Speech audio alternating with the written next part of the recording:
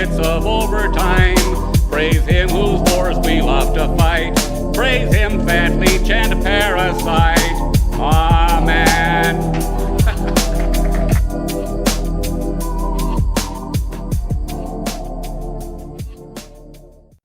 Welcome back, everybody, to episode 4 of the Bougie Horror Podcast Show. I am your host, Ellie Zara, as well as my friend Luke St. Peter. Say hello, my friend Luke. Hello. Hello. Today, we have a very interesting episode.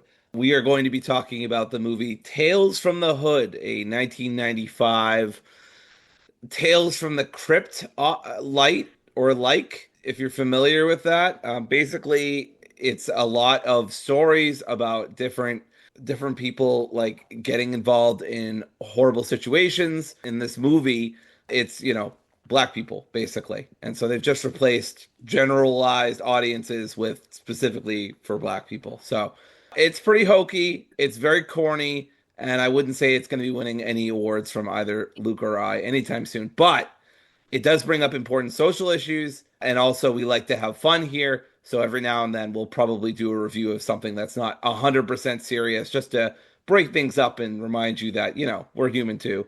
We like a good laugh as we're kind of crying about the world and how it's going right now on June 22nd. Anyway, Tales from the Hood, R-rated movie that was backed by Spike Lee. I was really wondering how the hell this movie happened, but it turned out that it was backed by Spike Lee, the guy who did Do the Right Thing, and that was his breakout hit that he had in the, I want to say the 80s.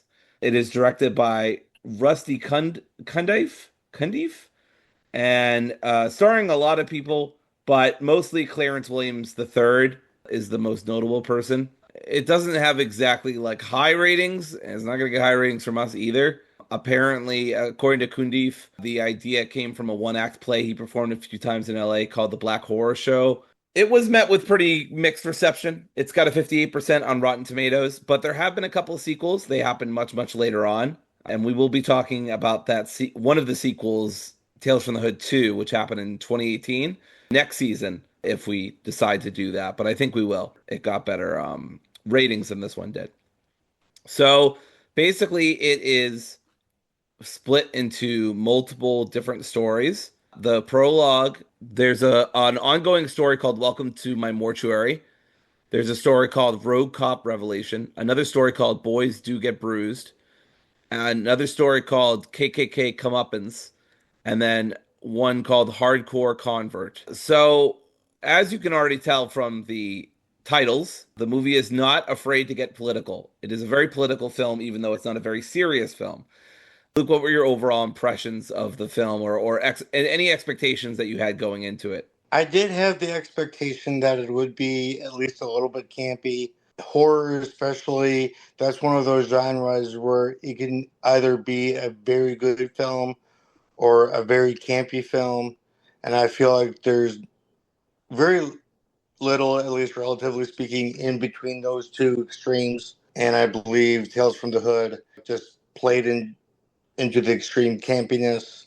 I mean, granted, I've seen more campy stuff, but there's still a solid level of campiness there. But I also, at the same time, I think it kind of spoke of the social issues fairly well, despite the hokiness, despite the campiness. Granted, it would have done a better job had it been a more serious film, but it did well considering its campiness.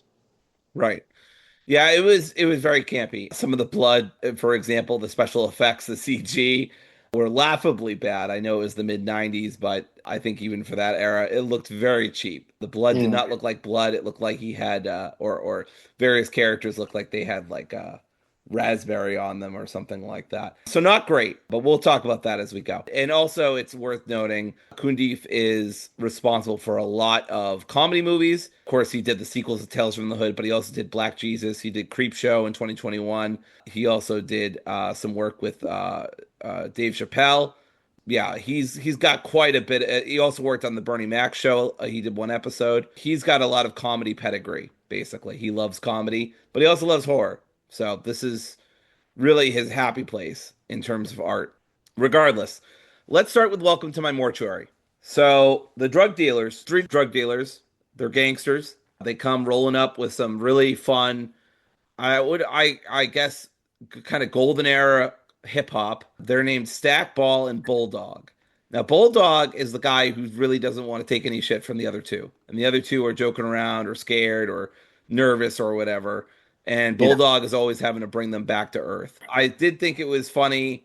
I was thinking about this while they were passing the cigarette to each other. Said I don't think that was a cigarette the way they were holding it and Oh puffing. yeah, maybe it was marijuana, right? But I couldn't tell one way or the other. Regardless, the way that they were passing it around was very funny to me. I was thinking about the meme of kissing the homies, and I was like, this just feels like kissing the homies, just with extra steps. But anyway, Right. I was really excited about the refried beans line. Do you remember this line? Oh yeah, it's like if you would have fried them right the first time, you wouldn't have need to refry them or something like that. Exactly. I popped for that line. I was pretty excited that line was in the film. I was like, that's such a stupid but great joke. I love Clarence Williams' hair. I love his hair so much. He just looks absolutely insane. I'm sad that we're not going to see him if we watch the sequel. I guess he had retired from acting and he passed away a few years later. So they had Keith David, voice of Goliath from Gargoyles, and many other roles, take over for him. So it'll be Keith David in the next one. But RIP to Clarence Williams III. Did great in this role. He was the best part of the film, bar none. Just so campy, so cheesy, so over the top. Every time he would say the shit. So basically, what happened, I would love it. Basically, what's happening is they are trying to get, for some reason, they're going to Sims' funeral home to get drugs from Mr. Sims.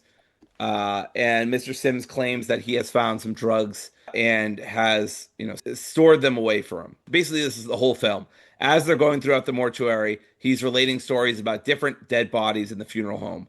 So basically, we learn about 4 different dead bodies before we get to the big ending, which we'll talk about in a bit. Did you want to comment anything else about the beginning before I get into Road Cop Revelation? I felt that one joke that was missing that should have been there, given the campiness of the film, was that it should have been like Sims Mortuary. You stab him, we slap him. Yeah, they definitely should have had some kind of like Bob's Burger esque like line. I think that would have been really good too. So super agree. The first story we look at, boy, I think the most amount of notes I have is actually for this one. Is that the same for you, Luke? Yeah, so of the 4, I have a decent amount of notes for the first 3.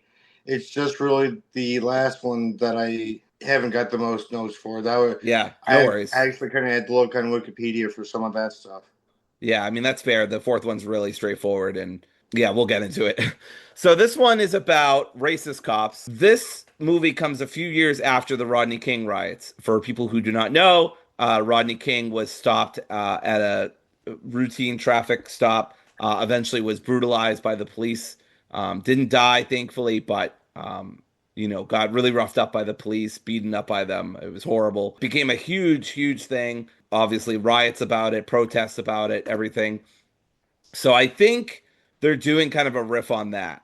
That was my interpretation, pretty much out the gate. So there's like 3 white officers and there's 1 black officer named Clarence Smith. And originally, it's a routine traffic stop, just like it was for Rodney King. And eventually they realize that the black cop realizes that it's Martin Morehouse, who's a city councilman and black rights activist. And he's been trying to get police corruption out. He was talking about how there was, a lot of cops planting drugs in black communities. And I mean, if people listening to this don't know, that's real. Like that would and does like happen. I'm not sure the frequency or the amount. I couldn't speak to that, but it absolutely was a thing. There also, like in the 80s, like crack was absolutely put into black neighborhoods, especially to kind of hurt social movements. Yeah, this is absolutely based on a thing that cops do with drugs, plant them on innocent people. They still do that today. But yeah, very realistic scenario. Honestly, this was probably the scariest thing in the whole movie just because of how real it was. There wasn't I mean, I know eventually there's like a whole, zombie or whatever you want to call it. Anyway, eventually Clarence goes back to his cop car and he like stops them from killing him. And they're like, oh, okay, we're going to take him to the hospital. And of course, they don't bring him to the fucking hospital. They plant some drugs on him, make it look like a suicide. And then he's, villainized. This guy who's a black rights activist is villainized by the police as a drug dealer and unstable, and it's fucking awful. One thing that Clarence's partner says to him is never rat out a fellow officer or break the code. And that's something that very much is still there with the police, taking care of their own, making sure that their boys or their friends don't get into trouble, even if they do something horrible. Any reactions to the early parts of this tale? Well, like you said, it's the scariest tale in the whole thing. Sometimes reality is scarier than fiction. And when fiction mimics reality, that can be the scariest of it all. And one of the things I noticed early on in the tale was that it was supposed to be a routine traffic stop, and Martin Morehouse, the black guy who got pulled over, he was like, "What did I get pulled over for?" The cop breaks his taillight and says, "Oh, you have a broken taillight. That's what you got pulled over for." And it's kind Right. of like, if you don't listen to black people and the stuff they experience on the daily, that might seem like at best an exaggeration, when in reality it's just run of the mill stuff. Yep. So that part mimicked reality, and it was like the first thing I wrote down about it was that the cops were just looking for a black guy in trouble. When Clarence was looking up Martin's information, I noticed his middle name was Ezekiel, which is a biblical name.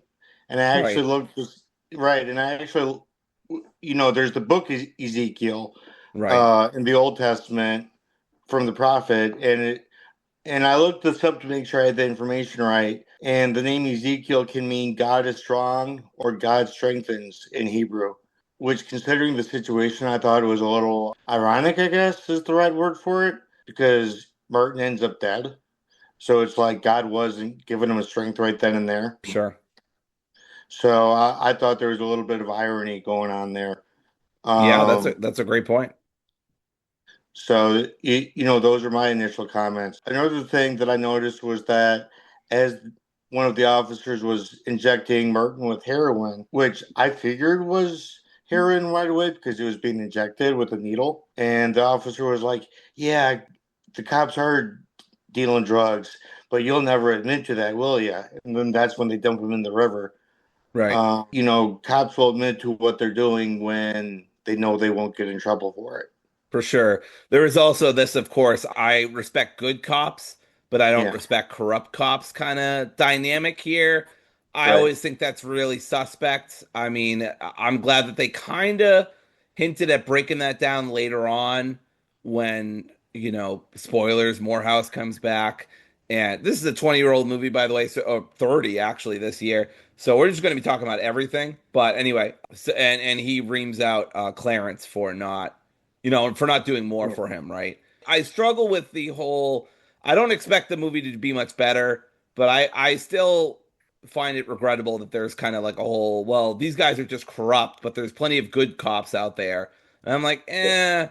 I mean, like if you're standing by with a system that does systematically discriminates against black people, and you're not immediately quitting and trying to work against it, then I don't know. I know you got to put food on the table, but there are lots of jobs that can do that without support upholding racist systems, right?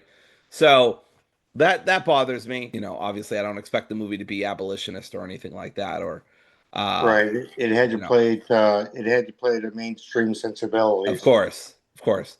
But I do want to point out that it's pretty much a false dichotomy, is what I'm getting at. I disagree with the dichotomy of, oh, well, there are good cops and there are corrupt cops, and we just have to get rid of the corrupt cops.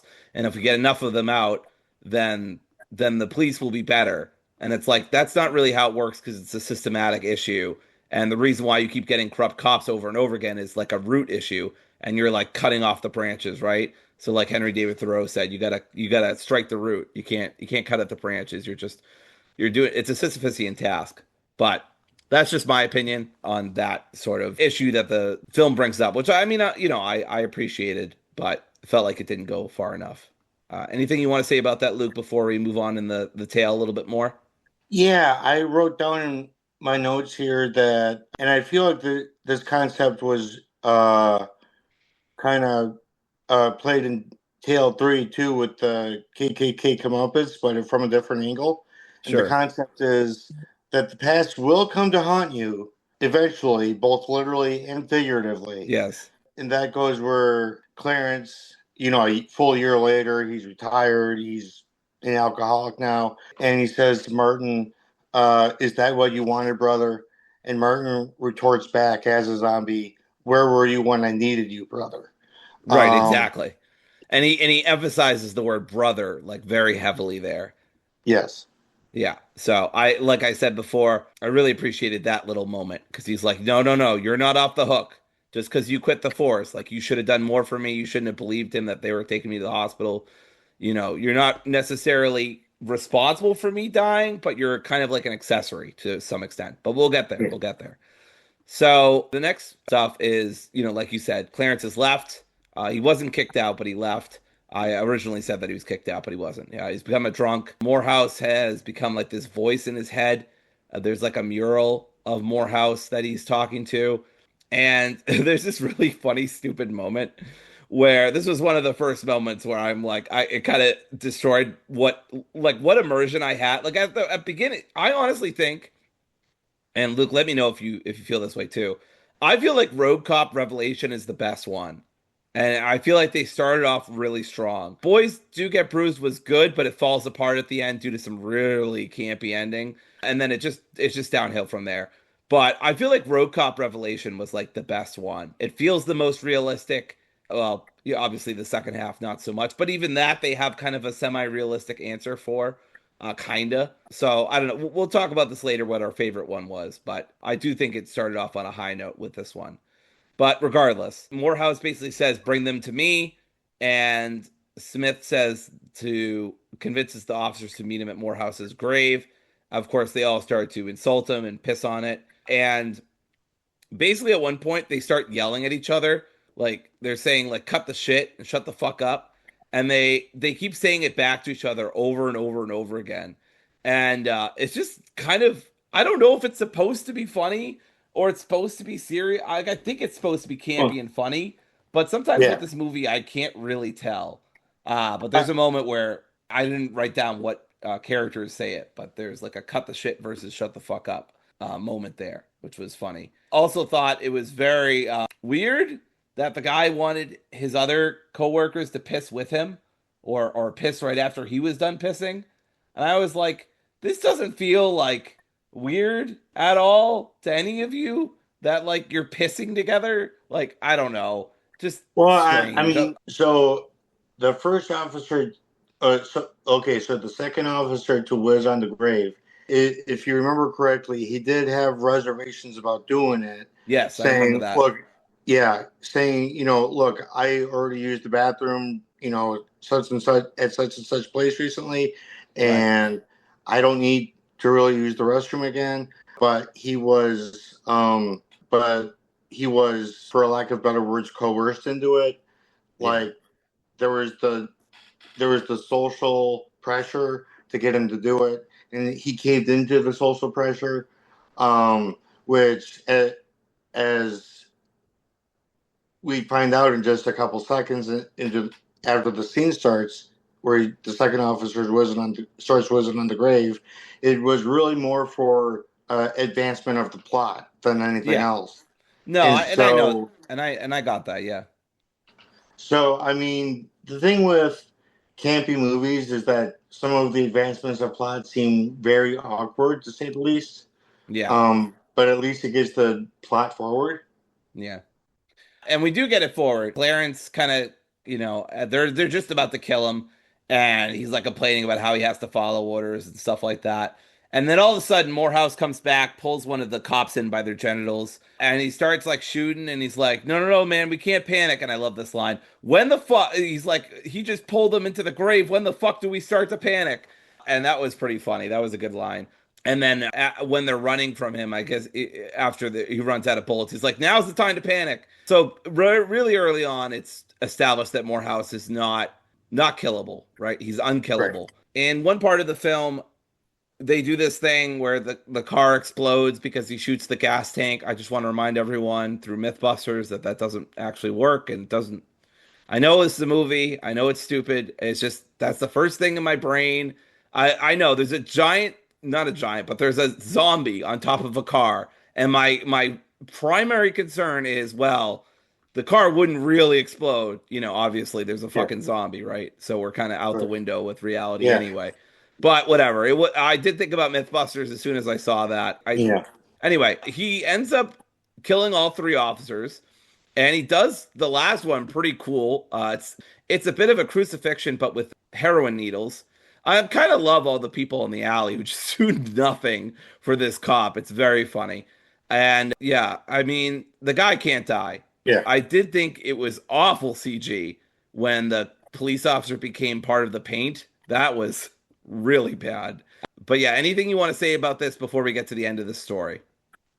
Or Um, the specific tale? yeah. Well, I remember one of my years in high school. I want to say it was my either my sophomore or junior year.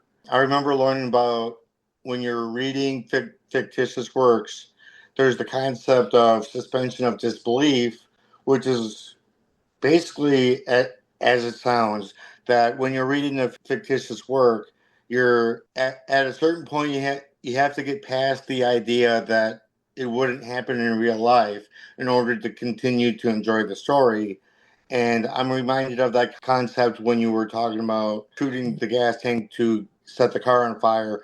No, it really wouldn't set the car on fire to shoot the gas tank, but it moves the plot forward. And if we suspend our belief or disbelief or suspend our belief, however it was worded, then we can continue to enjoy the movie and continue to enjoy the way they move the plot forward to make a point. Yeah, I mean, it didn't hurt my enjoyment. I just thought Yeah. about Mythbusters. I can suspend my disbelief, but also think in my head, yeah, that wouldn't work, would it? I agree that suspension of disbelief is important, especially for movies like this. Eventually, Clarence gets put in the mental hospital, and the movie kind of implies that it was just him and that he was imagining it, but that doesn't really. Now, there's a difference between suspending your disbelief and ignoring bad writing, Uh, right? okay, It was so kind of what's that? I actually this is one of the reasons I went to the Wikipedia article. It Yeah, wasn't that he was imagining it; it was that the series of events that he experienced at the graveyard that led him to the psych ward to begin with. So it was that he literally snapped because of what he experienced on the force, and then a year later, what he experienced in the graveyard. So he wasn't imagining what was going on while he was in the psych ward. It was that his life experiences up until that point caused him to get institutionalized. yeah, I thought that was kind of vague and unclear, at least to me. I mean, I think the fact that you had to look it up also speaks to that, but not a huge deal. I still thought this was the strongest story. It was good. Yeah. I liked it. It was a pretty suitable, bittersweet ending. The cops got theirs, but not without Clarence being stuck in a mental hospital. And I mean, even in the '90s, not a great place to be, right? I'm sure you and I both know some people who can speak from personal experience on that one. Oh yeah, for sure. Yeah. So after that, Slackball and Bulldog, wow, these names, think Mr. Sim is crazy. They look into another casket and then they find out about a boy named Walter. Now, Luke, before I move on, was there anything else you wanted to say about Road Cop Revelation? Anything I missed or anything you want to add? I kind of wanted to wrap around to the beginning for a little bit. I can't remember which one the name of the character, but it was when the drug users were first going into the mortuary, the one standing on the right. One of the indications to me that they were smoking marijuana was that he was playing the paranoid stoner stereotype. And so I had just wanted to point that out that to me, that was kind of like a stereotype that they were using to indicate that they were sharing a joint rather than sharing a cigarette, especially since cigarettes usually aren't shared to begin with. Gotcha. So All anyway, right. yeah, we can continue forward. Boys Do Get Bruised was an interesting one. I think it started off pretty promising. It was predictable, but I liked it. And then I felt like the ending felt very flat. So we'll talk about it. As soon as we started, I immediately thought about Horace and the Devil Doll. I don't know about you, Luke, but I thought about that Oh just yeah, because just because of the elementary school connection, and then it ended up being even more connected because there's kind of a voodoo doll esque situation with paper throughout the story. But yeah, just an elementary school level black kid plus horror. Maybe think about Horace. Good times. I love that he was immediately bullied for no reason, or at least not a reason that I could make sense of. They Right. said that, like, asked if he was a punk or whatever. I think it's because he had bruises, and so they thought he liked to get into fights, and so maybe they didn't want him in the school starting fights, so they started a fight with him. I'm not completely clear, but just I swear this is like the fastest I've ever seen a child bullied in my life. And I'm not talking like emotional bullying. I'm talking about like straight up like getting decked in the fucking recess yard. You know what I mean? So Well, well, that was something I could relate to because I got bullied that quick, that fast in elementary school too. damn. Um, yeah, I know. And then everybody wonders why I have no memories of elementary school. Mm. Yeah, that sucks. But at least for a movie standpoint, it felt kind of weird, and I didn't really understand that they were like why they were bullying him. But I mean, in '90s and '80s film, it never really mattered. There is bullies, there are people who get bullied, and that's just about it in terms of Yeah. characterization. Anyway, so the nurse and literally, I swear to God, the one teacher this fucking school has is concerned about Walter and is looking at his bruises and stuff like that, thinking that Tyrone, the bully, gave it to him. Mm. And Walter's like, no, the monster did it. And immediately, the teacher and the nurse are like, that's not a real thing. Now, I Right. would think maybe this is me and my new school attitude over not the 90s. But even if you don't believe a child that they're saying a monster, at least ask them what it looks like, where it is, what it sounds like. You know what I mean? Like, don't just Yeah. immediately say, "Oh, well, you're just making shit up," right? And that's terrible. Yeah. Yeah. Any who does that is just not empathetic enough, in my opinion. Right. Right. Exactly. Because we find out later in the story that the mother's boyfriend has a tattoo that labels himself as the monster. So, Right. right. So we find out before the end of the story what the monster refers to.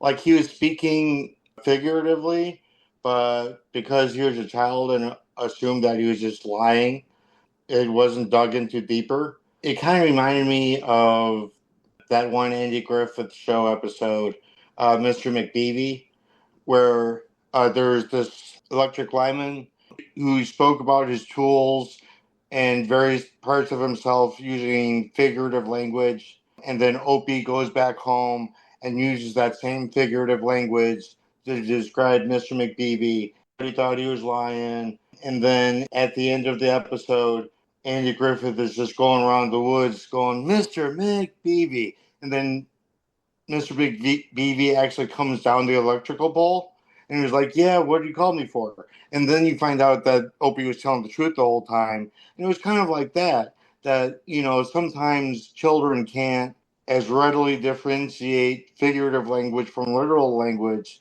but that doesn't mean we should take them any less seriously.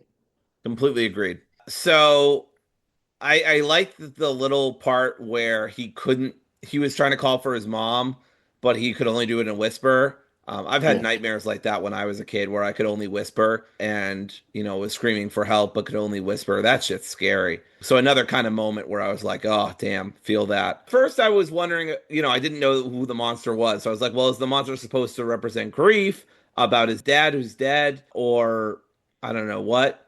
And then I was like frustrated, like, okay, well, why isn't he talking to his mom about the monster? But then the movie does explain that, yeah, he did explain it to his mother. She just doesn't want to hear it. And the reason why she doesn't want to hear it is because it's her boyfriend.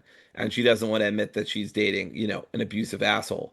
That all added up, made sense to me. Eventually, the teacher, Garvey, visits Walter's home and asked Walter's mother, Sissy, which got really confusing for me because at first I was like, wait a second, why is her boyfriend calling her Sissy, right? So I got super confused for a split second there about that. But anyway, Sissy just says that Walter's injuries are the result of his own clumsiness and then tells Walter to not say anything about the monster to anyone else. And really it's about Carl, it's about her boyfriend. We also see beforehand, by the way, the power of crumpling the paper, right? Yeah, So he drew a picture of Tyrone and crumpled it up, not knowing that Tyrone himself would get crumpled up. So all his bones fucking broke. That's right. awful. I mean, Tyrone wasn't a great person or a great kid, I should say, but Jesus Christ, I don't think he deserved that. But then again, Walter wasn't, he didn't know he could do that, right? So Right. the film kind of covers it up by saying, well, he fell down the stairs and maybe he just has really weak bones and yada yada. Anything you want to talk about before we get to the kind of the big finale? No, I think we. Oh, so I wrote a little note here with the question mark by it because I was kind of confused, and the Wikipedia article brought no clarification whatsoever on the subject. Was it just me, or was it that? And I want to cover a second point too after this one. But was it just me, or was there like some kind of like sexual tension between Sissy and the There teacher? definitely was. Oh, I'm so glad you mentioned this. I meant to put that in my notes. Oh, wait, did I put it in the notes? Uh Yes, I said she is absolutely hitting on them. I also said I don't think teachers can make house calls like this. I'm pretty sure this is unprofessional and not allowed. I don't know. As somebody who's going for her teacher certification, maybe that's changed over the past 30 years. But I was like, I don't think he can do this. I feel like Yeah. this goes against some kind of child abuse prevention training or some shit. But I also love that she called Walter narrow behind. I was like, I'm sorry, why are we talking about your child's ass? Right. Uh, but anyway, no, you're absolutely right. She was 200% hitting on him. That went nowhere, by the way. I mean, it made some amount of tension between Carl and the teacher, but it didn't really lead to anything. Right. And yeah. So, what was your second point? So about the teacher, while Carl was a negative male role model for Walter, I'm glad that they inserted a positive black male role model by way of the teacher because I felt like it kind of balanced everything out. I felt like it kind of brought everything to the middle that yes, there are negative influences in the black community, but there are also positive influences in the black community.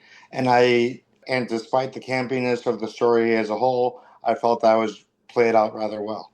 Mm. Now, what I did not think went well was the fight scene.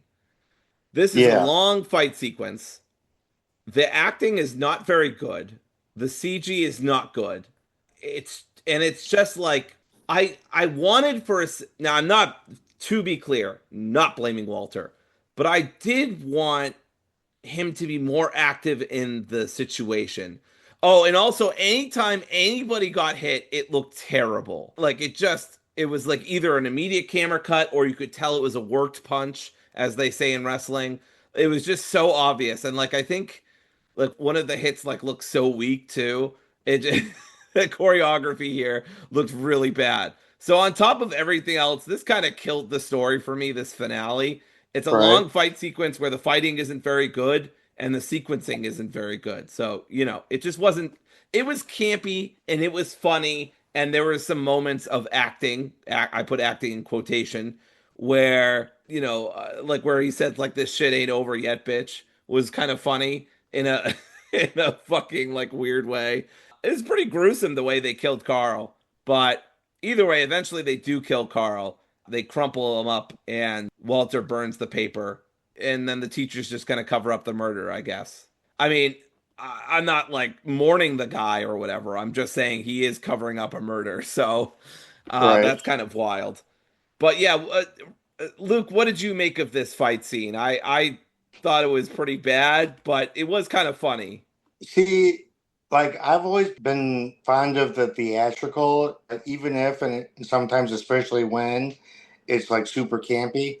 Sure. Um, so I felt that, yeah, in an objective sense, that the fight scene was not good. But to me, they made up for the campiness by inserting a proportional amount of theatricality to it. And to me personally, that made up for the campiness of the fight scene. Yeah, that's Um, fair. so I feel like if campiness is your thing and theatricality is your thing, you're gonna love the fight scene for all the wrong reasons, type of thing. So those are my thoughts on it. Okay. I enjoy some campiness. Luke and I were talking about Attack of the Killer Tomatoes before and how I enjoyed that movie, even though it's not very good. I felt like here the choreography just wasn't good, but not it wasn't so bad it's good. It was just kind of bad.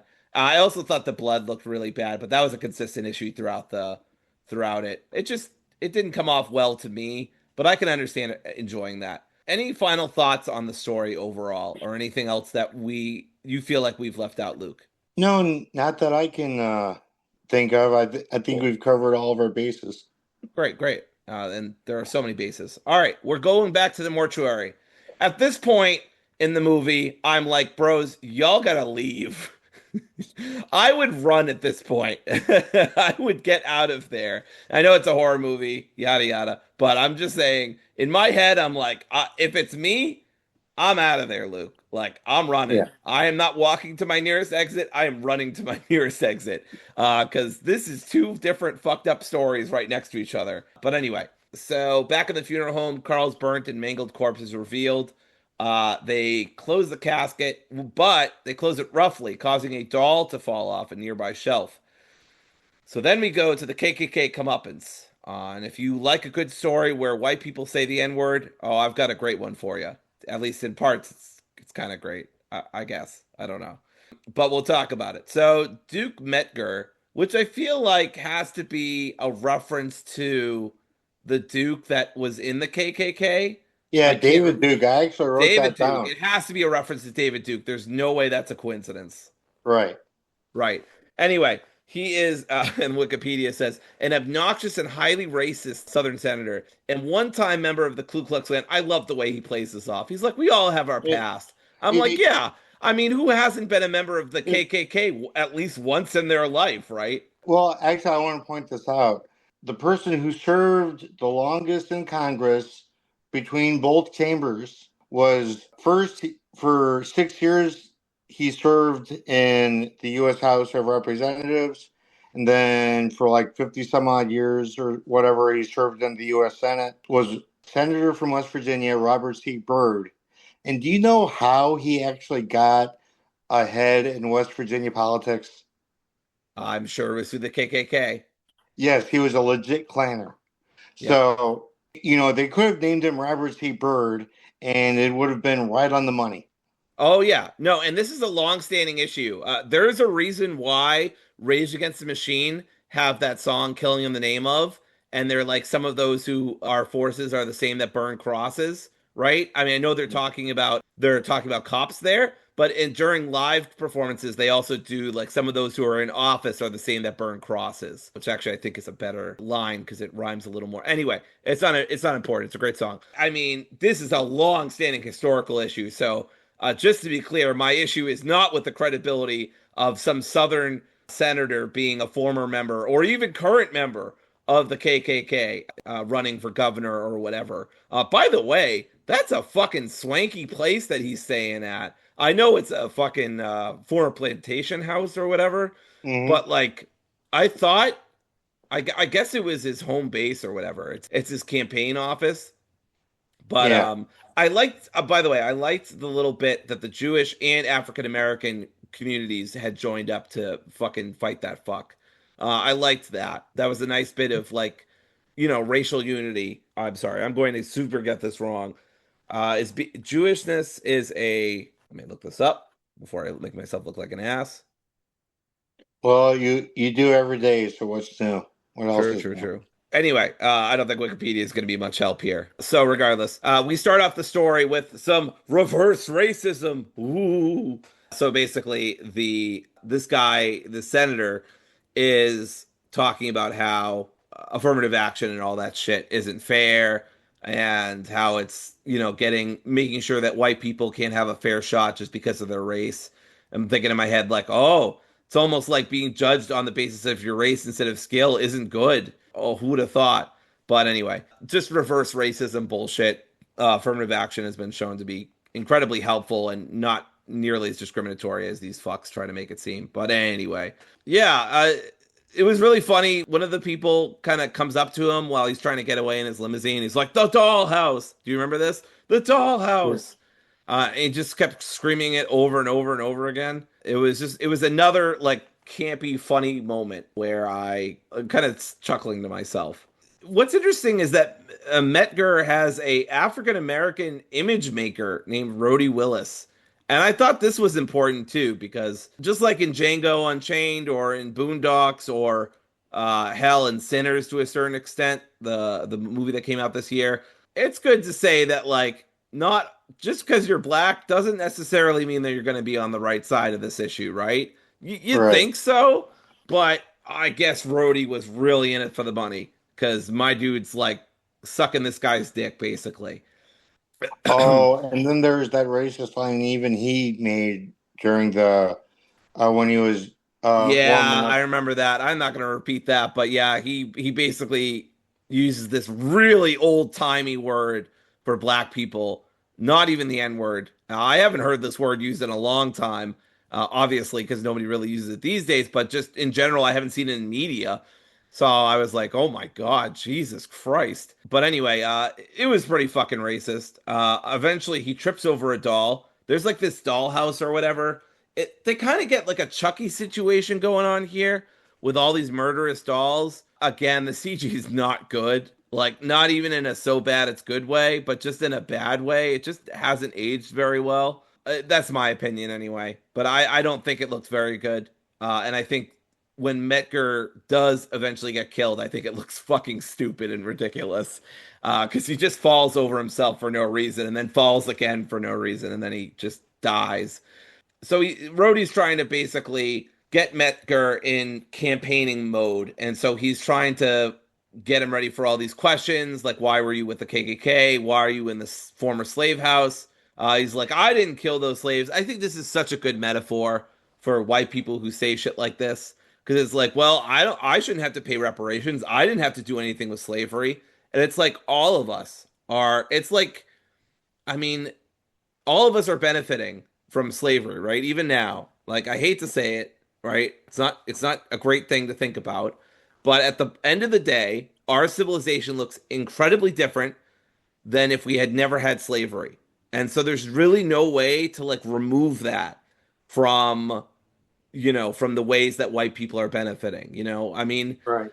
saying I didn't kill those slaves, it's just completely irrelevant, right? It doesn't matter. It's the perfect analogy because he's living in this gaudy mansion and he's using the toilets and he's having this great food and he has all this like amazing decor and he's got a wonderful roof under his head, but it's all based on slavery, right? And obviously not all of us are to that extent. In fact, most of us aren't, but all of us in some way have benefited from that happening. Yeah. I mean, there's not a lot of societies that honestly haven't. Those are some of my thoughts on the early parts of the story. Luke, do you want to share any of your thoughts on either what I said or the early parts? Yeah, you were saying how we all benefit from slavery.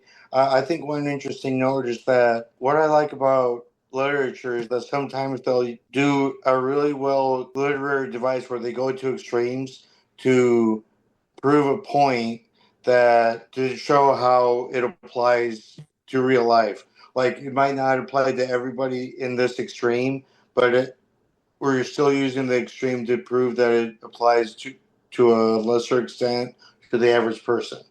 Right. Um, so I guess they were using hyperbole. I guess would be the right term for that. So that yeah, not everybody benefits to that extreme, but the hyperbole shows how we all benefit to some extent. For sure. Eventually, Metger realizes that Rhodey tripped over the doll, and there's this whole painting they notice. I immediately said, dude, you got to throw that painting away. That painting's going to be an issue. He gets out a double barrel shotgun to kill the doll. It doesn't do anything. He did double tap while he's saying the N word a whole bunch of times and being incredibly racist. A lot of lines here I'm going to skip over for many reasons. I do respect the fact that he double tapped. He shot him. He shot the doll once and then he shot him again. And Yeah. like a lot of people in fucking horror movies don't double tap. And if you've learned anything from fucking, I know this is kind of a wild pull, but Zombieland, right? I don't know. Have you ever seen Zombieland with Woody Harrelson?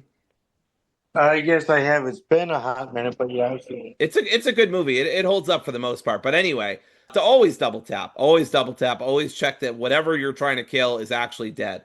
But anyway, all that's to say that eventually he tries to beat him with an American flag, which I just thought was so over the top. I was kind of laughing. On one hand, I'm like, this is such obvious symbolism. But on the other, like, I kind of respect it for being so obvious. But on the other hand, I'm like, isn't there like five other objects right near you that are better bludgeoning objects than this American flag? Eventually, Metger gets cornered, and this is the part I was talking about earlier. He gets cornered by all these dolls. This guy's acting is awful. Keeps falling. The CG is terrible. I did not like this ending either. But at least it was gory, and I appreciated all the blood and stuff like that. That sounds weird. Don't take that out of context, folks. Yeah, eventually all of the dolls come out of the painting and converge and kill him. He doesn't do anything to stop this. He just falls over himself and then falls again. Yeah, I guess her name's Miss Cobbs, and she disappears from the painting, manifests in the room. And that's pretty much the end of our story. It was all right. It wasn't terrible. I'm glad that he got his comeuppance. But the acting and CG, again, are so campy. It's hard for me to take it not seriously because I know it's not a very serious movie. But you know what I Right. mean. Like, kind of breaks my immersion with it. Even with campy movies, I think there's a level of immersion that you Right. want from your audience. And I feel like this story didn't really help me in Yeah. that. But, Luke, what did you think about the finale and any other thoughts you had on the story? The finale just kind of went with the campiness of the whole movie. Either you love campiness or you hate it. There's really not too much middle ground there.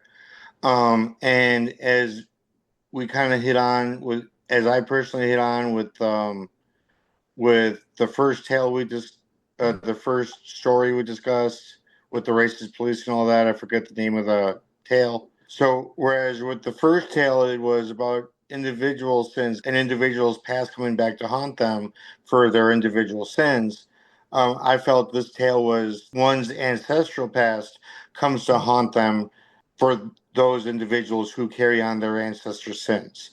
So, whereas the first tale was about an individual's past, the third tale was about the tale KKK comeuppance, which we just discussed. That tale is more about generational sins and generational past coming to haunt you if you don't work to correct them. Which goes back to, the beginning of the KKK comeuppance, where they're talking about affirmative action, reparations, that the senator was working to continue the sins of his ancestors from the antebellum era. And it speaks to how we need to work to fix the wrongs, not only of our individual past, but of our generational past as well. Absolutely. All right, well, let's move on to the last story. So, actually, we go back to the mortuary, and the dealers have grown impatient. They're ready for the drugs. They don't want to hear any more tales, which is like, y'all should have been there a story ago, but whatever. Ball notices a corpse in another room and tells the other people to come over it, says it's crazy or whatever. And Sim asks them if they know the man, and Bulldog says that he was someone that they had just seen around the neighborhood.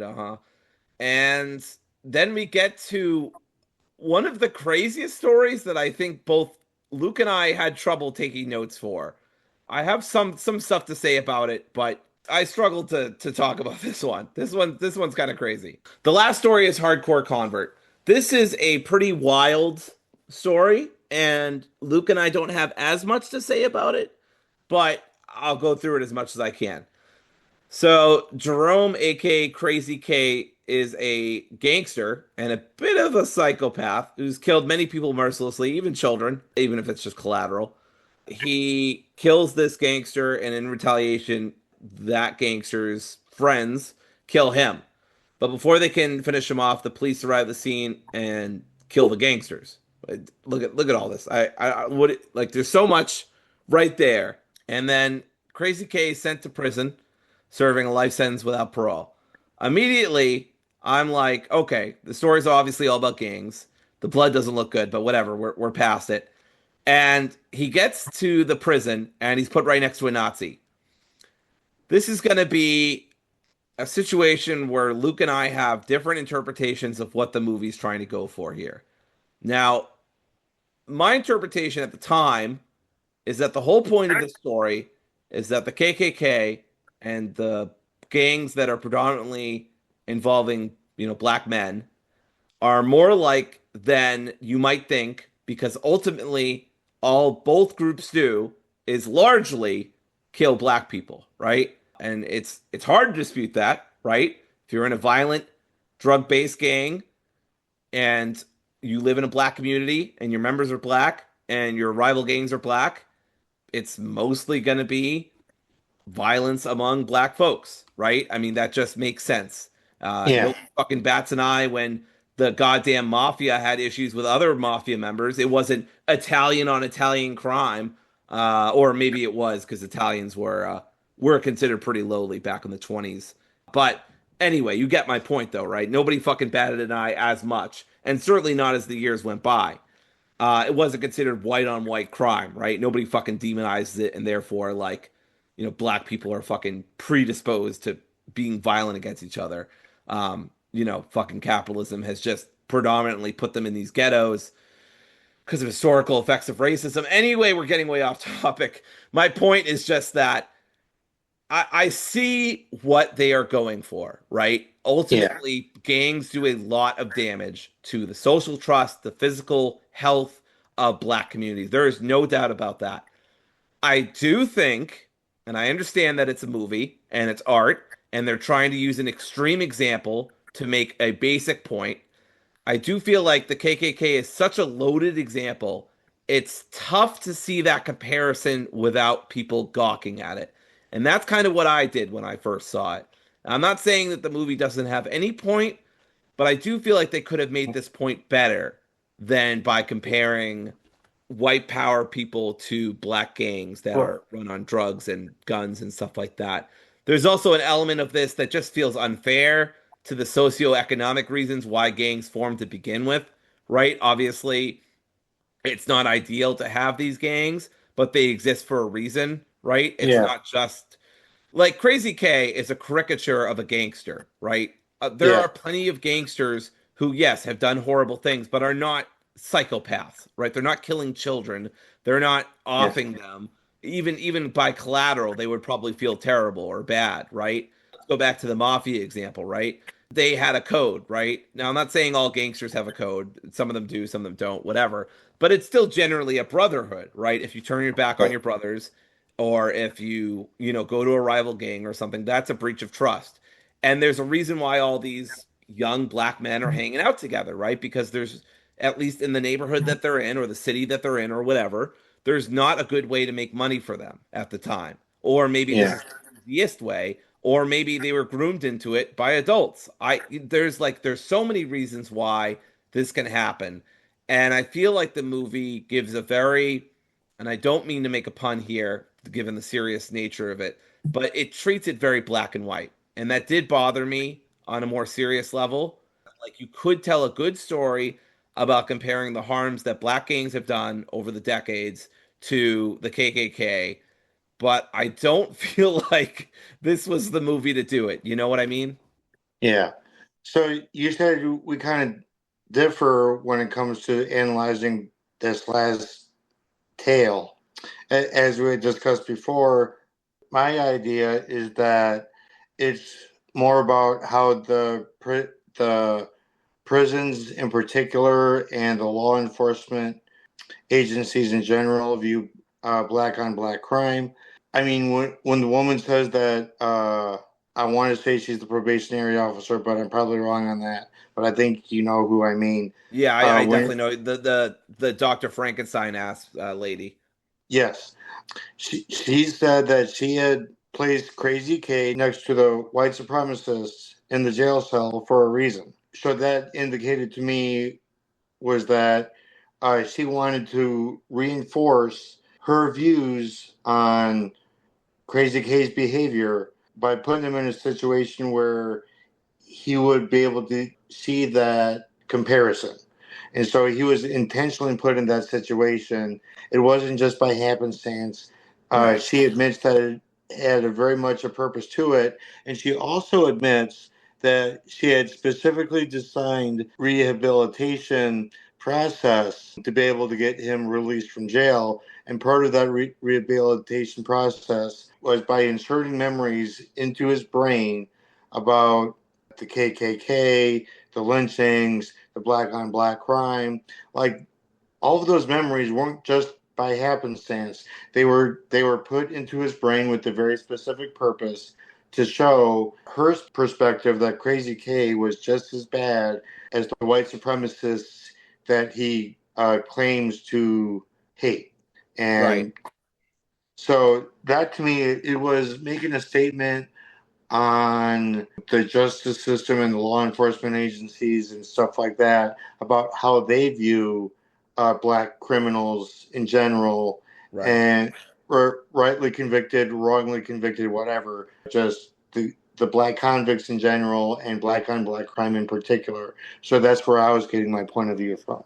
Sure. Yeah, and I think that's a completely fine way to look at it. I think it's an absolutely bonkers way to look at it, honestly, comparing the two.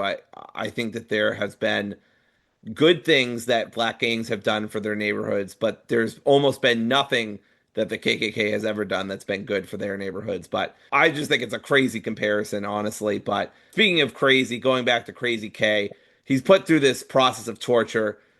this is this is I don't know. This is wild.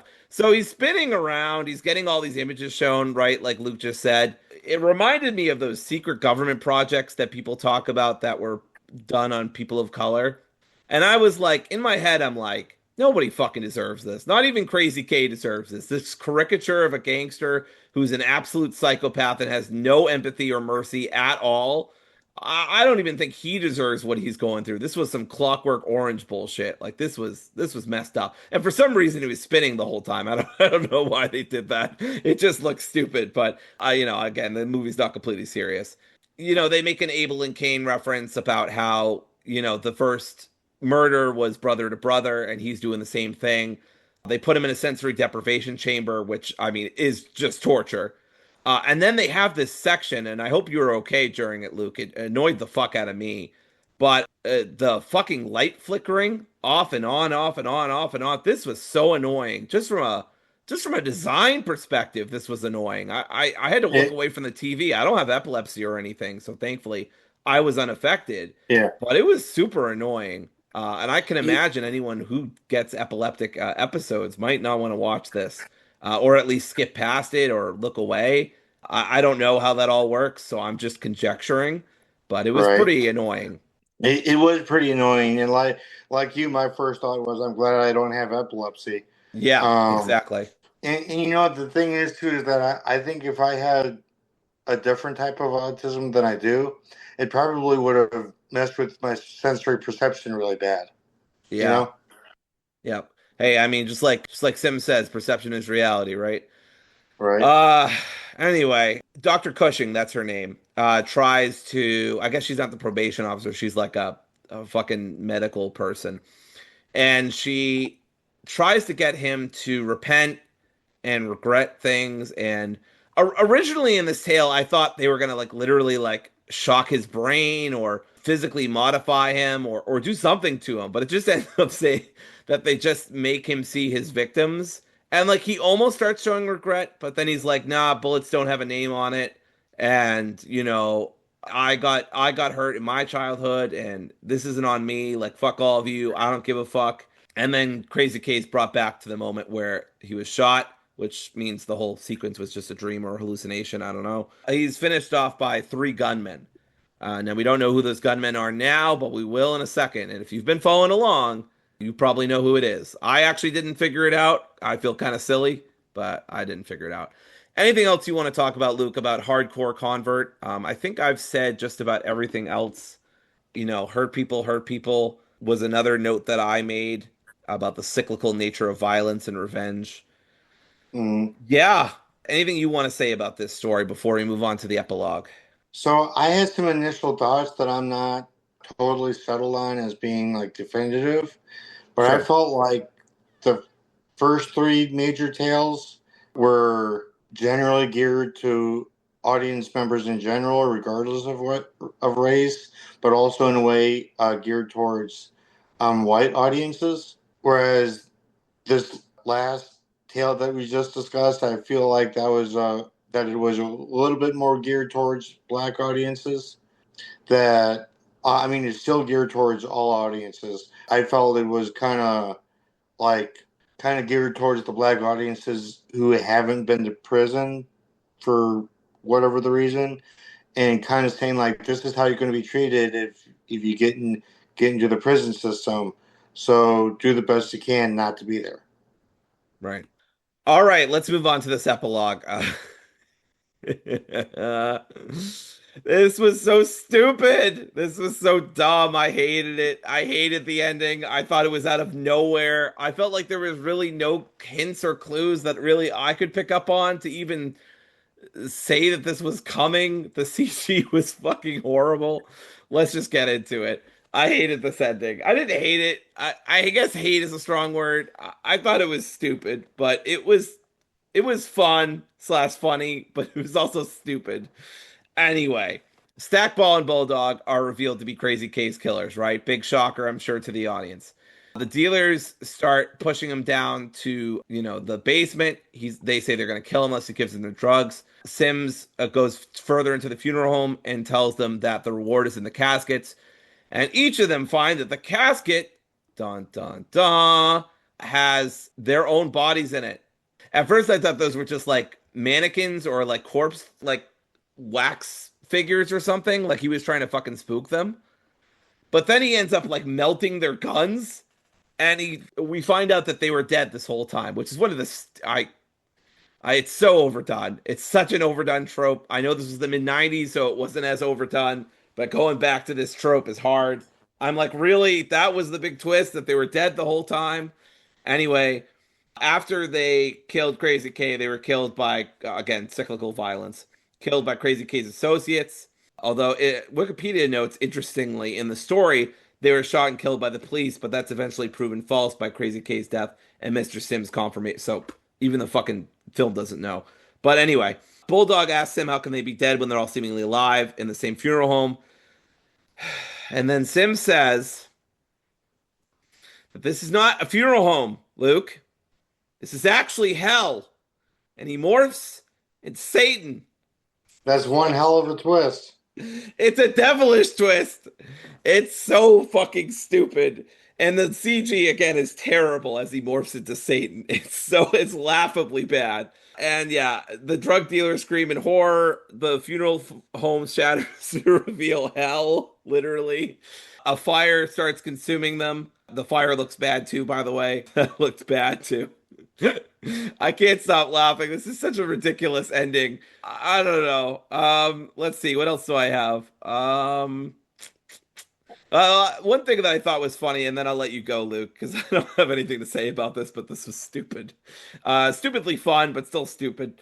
One thing that made me laugh is that all three of them opened up their caskets, but you would think after the first or second one that the third guy wouldn't have done it. Right. But I know what you're going to say. They did it for the sake of the plot and to move things forward. But it was so funny because they were like, ah, shit. And the third guy's like, oh, I got to go check this out. Like, anyway, Luke, take us home. What did you think about this twist? I've made my feelings very well known at this point. Oh, I'm tearing up. Well, I mean, like you said, it's very much a trope, but and I guess it should have been expected considering that it's such a campy movie to begin with.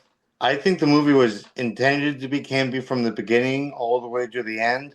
So as long as it's going to be campy, why not just have the campiest ending you can have, type Yeah, of thing. sure.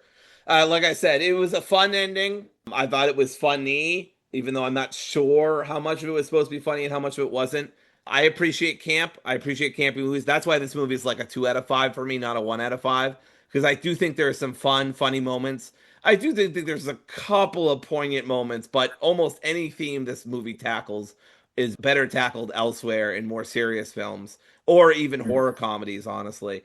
But yeah, overall, a mediocre film. I wouldn't go back and watch it again. I wouldn't recommend anyone watch it, but I do hear the sequel is genuinely good, or at least a big improvement. So we'll check that out Well, next season. anything's a big improvement off that, really. It's kind Yeah. of like saying you're the skinniest kid at fat camp. Right. Or saying like you can beat me in a race. It's like, okay, congratulations. Or you can beat me in a fight. Sometimes people are Right. like, I'll beat you up. And I'm like, I'm sure you will. Like, I've never been in a Right. fight in my life. So that was our movie.